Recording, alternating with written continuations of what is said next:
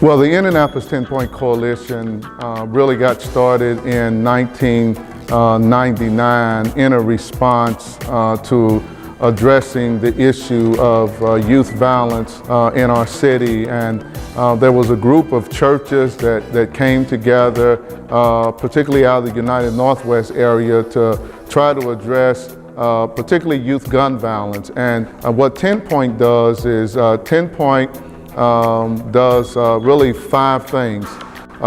One, we try to save our children from violence by engaging our most at-risk youth on the streets in high crime neighborhoods. Number 2, we try to provide an alternative for them, so we provide job opportunities for them by referring them to agencies and companies that are open to providing jobs, particularly for at-risk youth and ex-offenders. 3, we try to improve their literacy skills by keeping youth in school, trying to get them to stay in school, or for those who have dropped out of school, to get them to get the equivalent of their GED. Number 4, we focus on trying to reduce homicides in the areas where we're patrolling.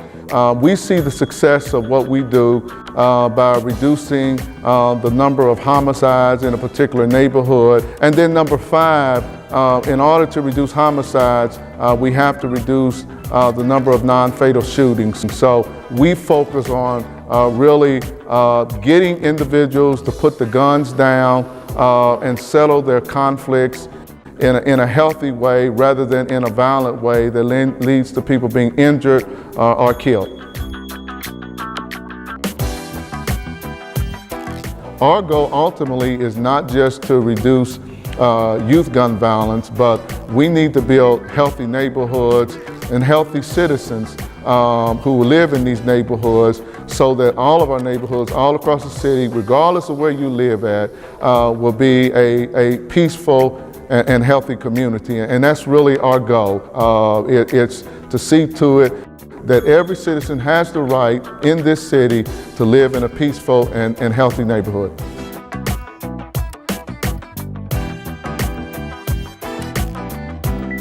I saw that my neighborhood was lit up with red and blue lights, and it wasn't just one police car, it was multiple. And I went to the scene and I saw, a group of individuals, wearing reflective vests and, Indianapolis 10 Point Coalition.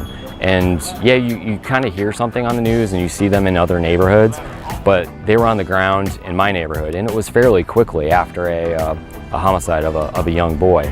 So shortly thereafter, I reached out to Reverend Harrison and asked him to come to one of our neighborhood association meetings to discuss what was he seeing across Indianapolis. I think sometimes there's this thought that Butler-Tarkington neighborhood is this safe oasis and that crime doesn't touch us. But we lived through a very tragic time, where 6 families lost a loved one due to gun violence. So it made sense to have a group, led by, Reverend Harrison, to come out and, share his thoughts, comments, and experiences with the neighborhood. And that sort of really formed, a partnership with a lot of different groups. It was a missing link.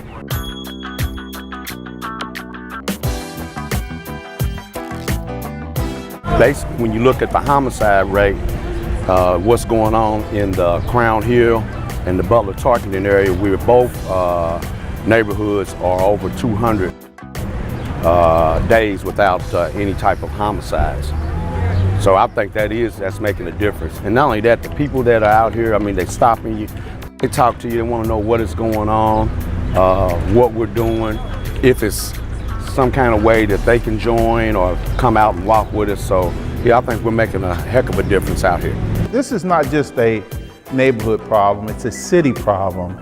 So just like neighbors who have to come together and to walk their streets, to know their neighbors, to cut their porch lights on, we need businesses to also make the commitment and understand that to be able to get these things done, the neighborhood associations need resources.